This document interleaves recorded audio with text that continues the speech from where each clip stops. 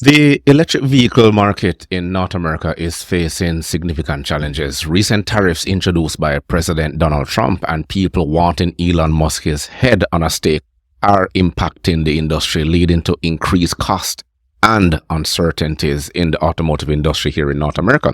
Now, major automakers like Ford and GM are reassessing their EV strategies, and companies such as Nikola have filed for bankruptcy. This episode explores the current state of the EV market and the factors contributing to its instability. Now, in 2024, EVs made up about 8% of new car sales in the United States, with Tesla holding a 48% market share. However, the current landscape is shifting and fast. Tariffs and policy changes are affecting production costs and consumer prices.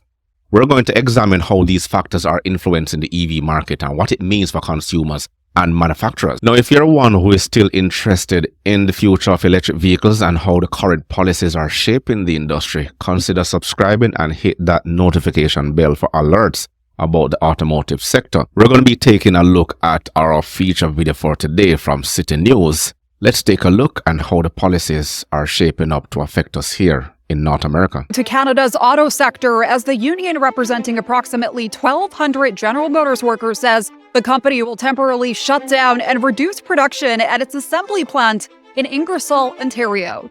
Now, this is a move that is expected to trigger hundreds of layoffs.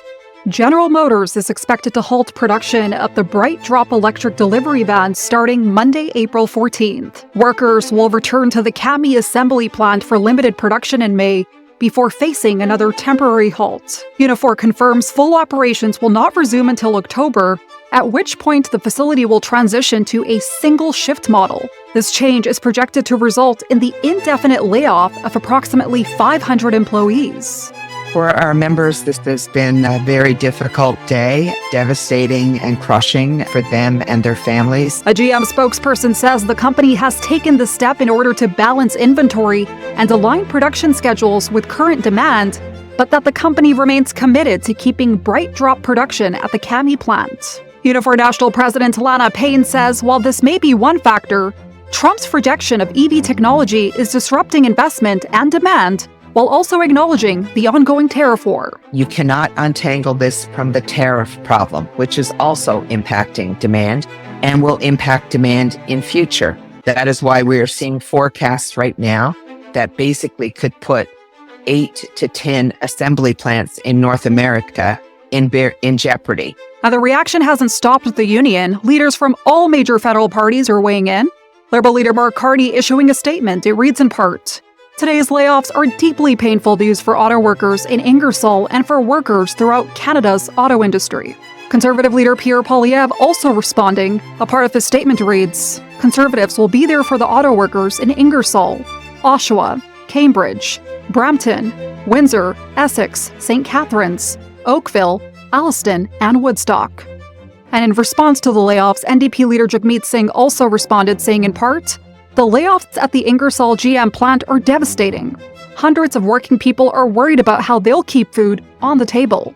Meantime, Unifor says it's urging all levels of government to step up and continue their support for Canada's auto workers. They're also calling on GM to do everything they can to minimize job losses during this downturn. In Toronto, Jasmine Graywall, City News. Only when it reaches a critical moment, then people start to pay attention. The Trump administration had introduced significant tariffs affecting the automotive industry. A 25% tariff on imports from Canada and Mexico has been implemented, impacting vehicles and parts. Now, this move disrupts the North American supply chain, leading to increased production costs. For example, vehicles assembled in Mexico, such as the Chevrolet Equinox EV, could see price increases of $8,000 to $10,000 due to these tariffs. Additionally, a 247.5% tariff on Chinese EVs has been imposed, making affordable models like the BYD Seagull economically unfeasible in the United States market and here in Canada as well. These tariffs, they aim to protect domestic manufacturers, but they also limit consumer choices and increase prices.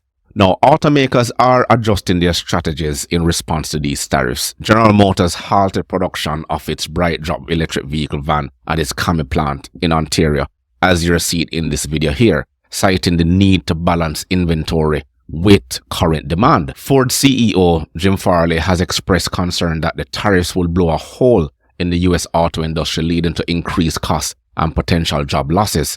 That ship has already sailed. Now for consumers, these tariffs translate to higher vehicle prices. Analysts estimate that a 10% tariff could add between $5,000 and $7,000 to the price of imported EVs. And this increase makes electric vehicles less accessible, particularly for first-time buyers and those considering a switch from gasoline-powered cars. The used EV market may also feel the effects.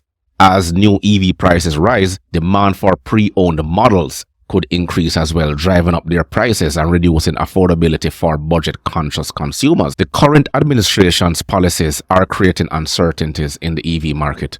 The rollback of federal support for electric vehicles, including tax credits and environmental regulation, is causing automakers to reconsider their investments in EV production. This shift could slow the transition to electric vehicles and impact the North American's position in the global automotive market. North America electric vehicle market is at a crossroads.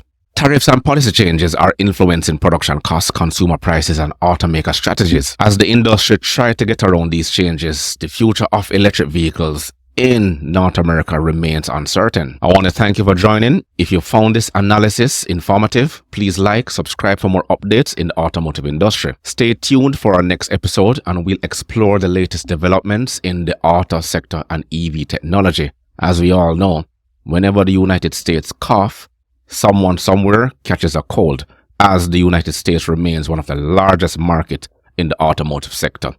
Thank you again. Until next time.